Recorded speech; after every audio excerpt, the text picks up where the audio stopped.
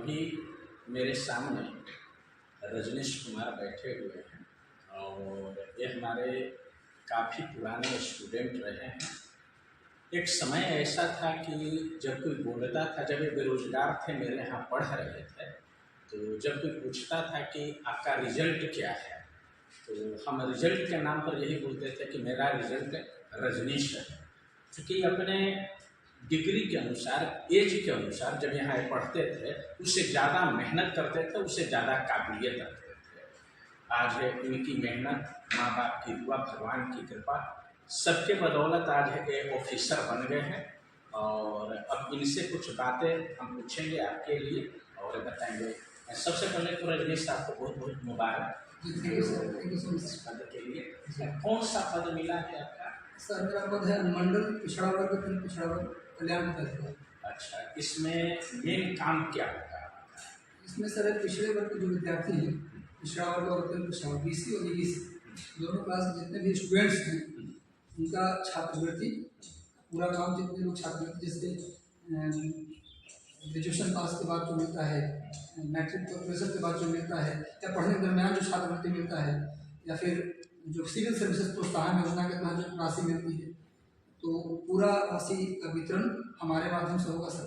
दूसरा है BC EBC का स्कूल अभी अलग से बनने लगा है, मतलब पिछड़ा वर्ग डिपार्टमेंट का, उनके बच्चों को पढ़ने के अलग अलग से हर मंडल में, हर जिले में 4-5 स्कूल खोलने की बात हुआ है। पूरा स्कूल मॉनिटरिंग पूरा हमारे अंदर रहेगा सर।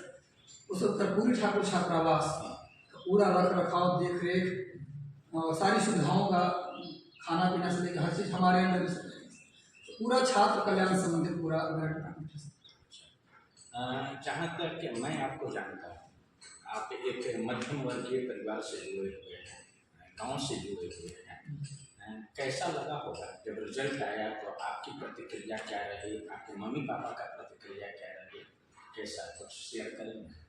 सर प्रतिक्रिया यह है कि रिजल्ट आया तो पहले तो हम देखने से करता रहे, रिजल्ट आया तो हम सामने रिजल्ट पर हम देख नहीं रहे थे, तो अपने भाई को फ़ोन किए और वो रिजल्ट देखा, बताया कि हो गया सिलेक्शन। हम उसमें कोचिंग में पढ़ा रहे थे, तो सबको बताए, मतलब पूरा चेंज था, पूरा दुनिया बदल चुका था और लगातार फ़ोन भी आने लगा, कितने लोग जानने वाले थे, तो निश्चित रूप से बहुत अच्छा लगा सर। और हमारे पापा मम्मी तो बहुत खुश थे। और इस सिलेक्शन में हमारे जितने भी पूरे फैमिली के लोग हैं, सबका बड़ा योगदान है सर। और हम पटना में आए, पटना में हमारी सिस्टर लोग हैं, वो बहुत मदद की थी। और जब दिल्ली गए तो मेरे चाचा थे BSNL में थे, तो हम गए तो हमारा दिल्ली का पूरा खर्च कंप्लीट खर्च हमारे चाचा ने उठाया वहाँ। तो दिल्ली में अगर सर्वाइव कर पाए तो उनकी वजह से ही सर्वाइव कर पाए, और जो भी था उन्हीं की वजह से था। नहीं तो दिल्ली में कोचिंग ले पाना, रह पाना, हमारे जैसे जो गया में रहना मुश्किल था, दिल्ली में कहाँ से रह पाता।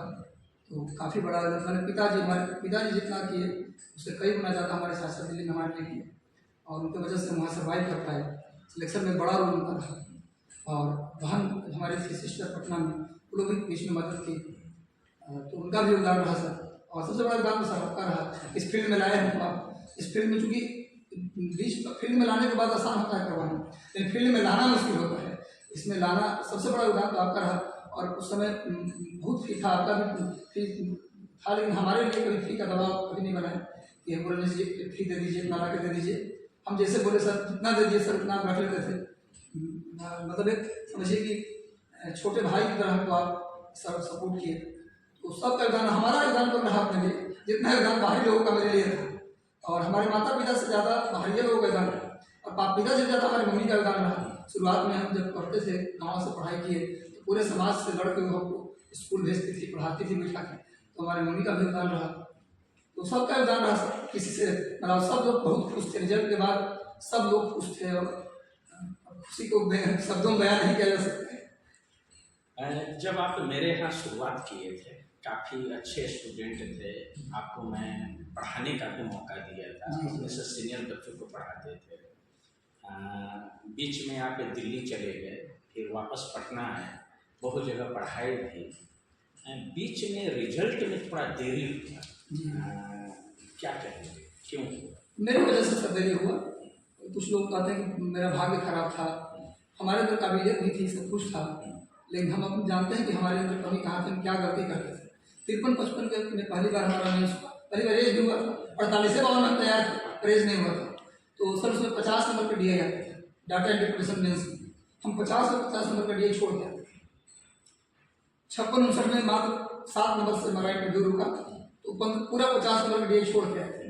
शायद हम DI बना लिए होते तो 53-55 में कोई ना कोई क्वेश्चन सेलेक्ट होगा। छोड़ने मेरा फिजिक्स और ऑनर्स था, मैं मैथ्स पढ़ाता भी था, फिर भी पता नहीं कि एग्जाम में क्यों हम बिल्कुल DI बना के नहीं जाते थे, वहाँ पर DI जाके छोड़ते थे। हमको लगता था लिख के सफलता मिल जाएगी, मतलब जिसको कैरियर को हल्के मिले वो हमने लिया सर। ये कमी थी हमारे अंदर सर, और थोड़ा सा पढ़ लेता और DI बना लेता और थोड़ा सा और मेहनत कर लेता तो हो जाता सर। कॉन्फिडेंस ओवर कॉन्फिडेंस होते हैं उसमें हम थोड़ा सा, क्योंकि ये गलती है। जैसे कि ये बताइए, अभी बहुत सारे मेरे स्टूडेंट ऐसे हैं जो 1-2 साल तैयारी करते हैं, सोशल प्रेशर या फैमिली के प्रेशर के कारण उनको देखते हैं कि किसी न किसी इंस्टीट्यूट को पकड़ लिए या ट्यूशन पढ़ाने लगे, पैसा के पीछे भागने लगे। मुझे लगता है कि उनको कुछ दिन तैयारी करना चाहिए, लेकिन आज ये युवा वर्ग उनको देख रहे हैं तो पैसा के पीछे भाग रहा है। आपका अनुभव क्या है? देखिए, अगर लक्ष्य है सिविल सर्विसेज सर, तो हमको लगता है कि सर पैसा पढ़ाई का विपरीत संबंध है, एकदम विपरीत संबंध है सर। अब हजारों में लाखों में एक होगा जो पैसा कमा के ही पढ़ता होगा, पैसा आता है सर तो सबसे पहले आदमी पढ़ाई को भूल जाता है। मेरा तो यही राय है कि कितनी भी गरीबी हो, एक टाइम खाना मिले, अगर एक ही कपड़ा को 3-4 भरी तक पहनना पड़े तो पहनते रहिए, फटा कपड़ा टूटा हुआ चप्पल पहनते रहिए, लेकिन कभी ट्यूशन पढ़ाने का काम या नौकरी करने का काम, जेब खर्च निकालने का काम नहीं करना चाहिए सर। तो जैसे ही पैसा आता है सर, गार्जियन से लेना लोग बंद करता है, सबसे पहले तो उसके ऊपर से कंट्रोल हट जाता है। क्योंकि हम समझते हैं सर तैयारी में एक व्यक्ति का कंट्रोल होना चाहिए आपकी लाइफ में, कंट्रोल और मोटिवेशन। एक कंधा होना चाहिए जो आपको रोने के लिए कंधा दे, आपका दुखड़ा भी सुने, आपको मोटिवेट भी करे, और भटकाव होने पर समय समय पर डांटे भी। और तब होगा सर जब आप डिपेंड रहेंगे। तो हमारा बस यही राय है कि मैंने भूखे भी रहना पड़े रहिए, इधर लक्ष्य सिविल सर्विसेज है तो आप प्लीज़ रिक्वेस्ट है हमारा, कहीं कोई ट्यूशन मत पढ़ाइए, कोई कोचिंग ज्वाइन मत कीजिए, कोई काउंसलिंग का काम या कहीं कुछ भी ज्वाइन मत कीजिए। पिताजी से पैसा लेना जारी रखिए, कितनी भी गरीबी हो सुनाएंगे भी, इस साल तक खर्चा दिए हैं, अगले साल से न देंगे, ऐसे पिताजी लोग बोलते हैं। अगला साल से बाबू देख लेना तुम कैसे करना है सर, इतना दिन तुमको रख दिया गया में पटना में, तुम कैसे करेगा तैयारी, सब नहीं देंगे पैसा, ऐसे बोलेंगे। उनकी बात को सुन लीजिए, लेकिन आप एकदम तन्मयता से, मेहनत से, ईमानदारी से, सबसे बड़ी तैयारी के नाम पर बैठे हैं, बाबू जी से पैसा भी ले रहे हैं और पढ़ भी दे रहे हैं। चाय की दुकान पर 2 घंटा गॉसिप कर रहे हैं। कुछ लोग होते हैं सर कि चाय की दुकान पर खड़े हो गए, अब BPSC के बारे में चर्चा कर रहे हैं, और कुछ लोग तो नालायक कहना मुश्किल है, थोड़ा खराब लगता है, ऐसा होता है कि BPSC पर आरोप लगाते रहते हैं, तब कहाँ ईमानदार लोगों का हो रहा है। हम तो देखें झोपड़ी में गरीब से गरीब लोग DSP और DSD में वहाँ पर ट्रेनिंग दे रहे हैं, ऐसे लोग जो टाइम में खाना भी नहीं तो कहाँ से कुछ कर लेगा। तो यह भ्रम है आप लोगों का, बहुत ईमानदारी से पेपर हो रहा है। अब तो मेंस की कॉपी बिना RTI के सबको मिल जा रहा है, अभी सबको मिल गया 69वीं की कॉपी, अब जो रिजल्ट आएगा फाइनल तो चेक कॉपी मिल जाएगा। कहाँ लगता है गलत है, हर चीज़ को कॉपी सामने दे रहा है, कुछ गलत है देख लीजिए आप। तो अब एकदम बहुत फेयर एग्जाम हो रहा है, भारी संख्या में सीट भी आ रहा है, इसलिए बच्चों को यही राय है कि वो कहीं भटके नहीं, पैसे के पीछे न भागे। यदि सपना है तो सपना पूरा कीजिए। एक लाइन है, किनका लाइन मुझे बोल रहा हूँ हिंदी में, सबसे बुरा होता है सपनों का मर जाना। सपना जिस दिन मर गया उस दिन आप मर जाते हैं, जब जब याद आता है सपना उतनी बार आप मरते हैं। तो बार बार मरने से अच्छा है एक बार मर के बढ़िया से भूखे रह के पढ़ाई भूखी रहेंगे, लेकिन बढ़िया से मन लगा कर पढ़ देंगे रात दिन एक करके, 1-2 साल में बढ़िया पोस्ट पर सिलेक्शन हो जाएगा। फिर आपका जो लाइफ होगा ना, पूरे गाँव में किसी का लाइफ नहीं होगा। ये मेरा राय है सर। अच्छा, जब आप शुरुआती दौर में तैयारी करते थे जी, लगभग कितना घंटा पढ़ते थे? शुरुआती दौर में तो सर बहुत पढ़ते थे सर, आप ही का पढ़ाया हुआ था, टारगेट देते थे लिख करके सर, रात दिन पढ़ाइए था। मतलब एक किताब को हम ले जाते थे, 7-7 दिन उसको कंप्लीट करके लाते थे। भारत भूगोल में 10 किताब हमसे पढ़ दिए थे, आप पढ़वा दिए थे सर। तो शुरुआत में सर हम 12 घंटा 14 घंटा ही पढ़ लेते थे। मोबाइल फ़ोन से दूर दूर तक कोई नाता नहीं था हमारा। मतलब मोबाइल फ़ोन एक आया बीच में सर, मैं बता दूँ सर, मोबाइल फ़ोन सब आज के युग में पढ़ाई का सबसे बड़ा दुश्मन है। आप मोबाइल देखिए, बेशक देखिए, गूगल भी चलाइए, यूट्यूब भी चलाइए, लेकिन कुछ सीखने के लिए यूट्यूब का इस्तेमाल कीजिए, गूगल का इस्तेमाल कुछ सर्च करके उसमें पढ़ने के लिए कीजिए, न कि इंस्टाग्राम पर रील देखने लगे।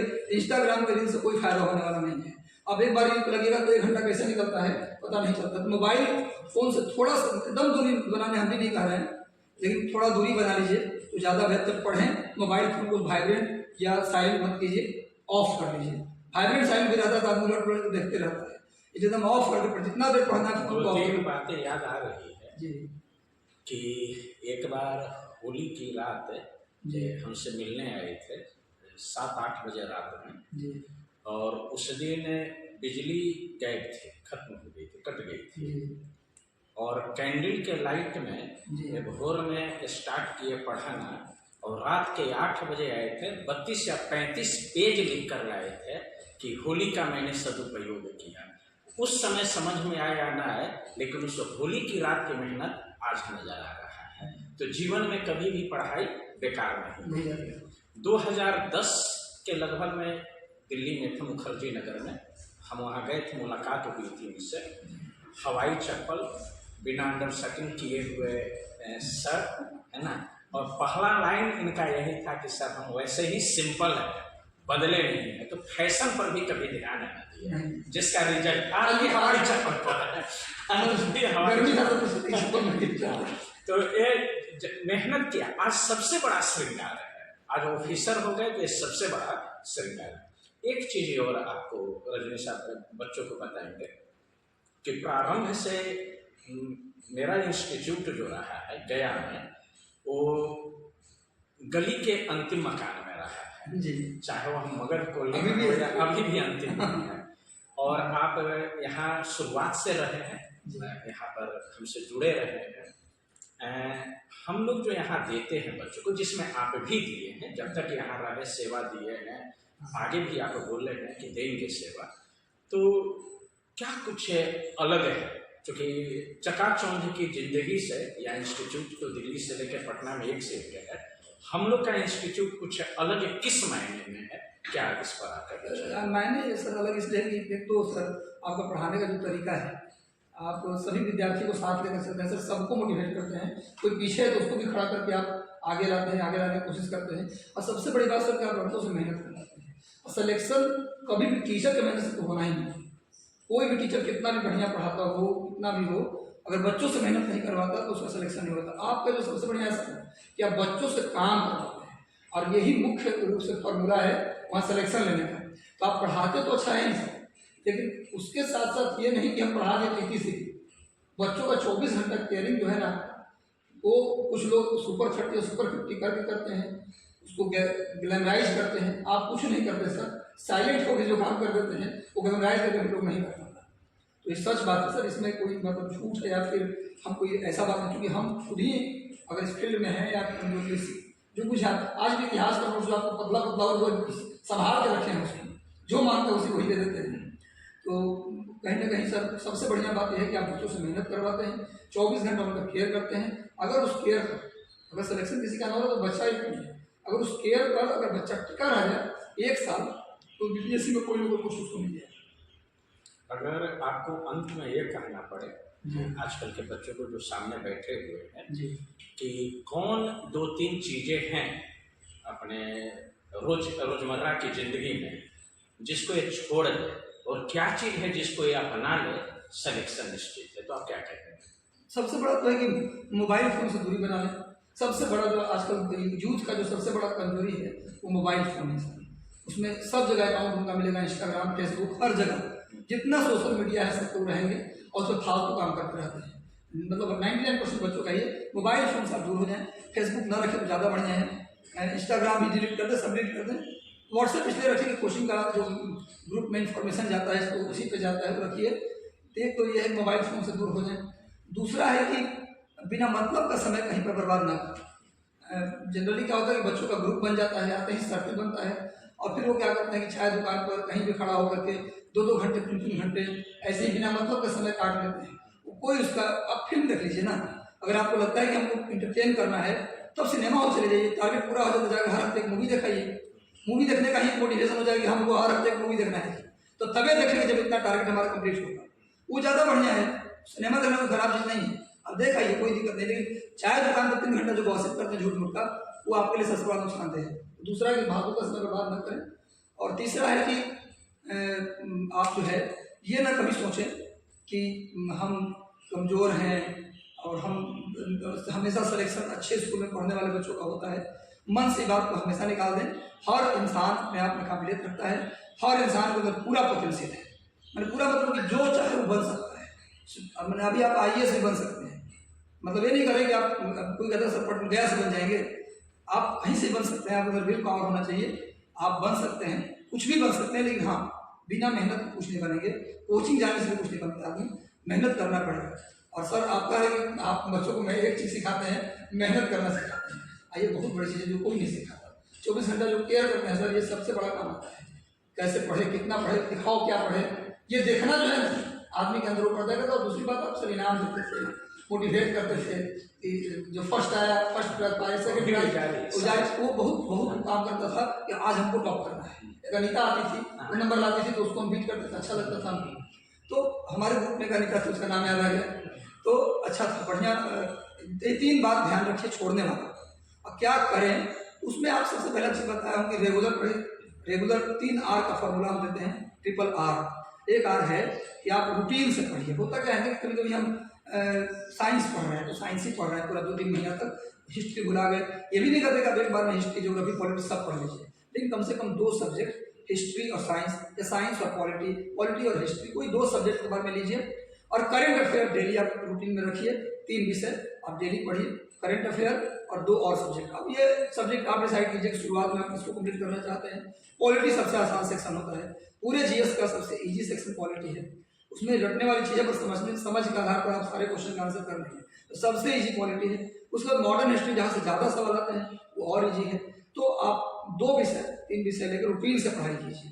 दूसरा है रेगुलर पढ़ाई कीजिए। रेगुलर का मतलब कि आप एक दिन पढ़ लिए 12 घंटा, एक दिन पढ़ ही रहे हैं, ऐसा नहीं। 5 घंटे 6 घंटे ही पढ़िए, लेकिन 6 घंटे क्यों पढ़िएगा, कम से कम 8-10 घंटे पढ़ाई कीजिए और रेगुलर पढ़िए। दूसरा है। और तीसरा है रिवीजन। बार बार आप पढ़िए, जो भी पढ़िए उसको खूब पढ़िए बार बार। वीकेंड में एक दिन रखिए जिसमें आप नया चीज़ बिल्कुल नहीं पढ़ेंगे, हम उस दिन पूरा हफ्ते में जो पढ़े रिवीजन करेंगे। मंथ में 2 दिन रखिए, उसका रिवीजन करेंगे। ये 3 R का फॉर्मूला याद रखिए, खुद के ऊपर भरोसा रखिए कि मेरा सिलेक्शन हो जाएगा। और एक बात और कि टेस्ट जरूर दीजिए।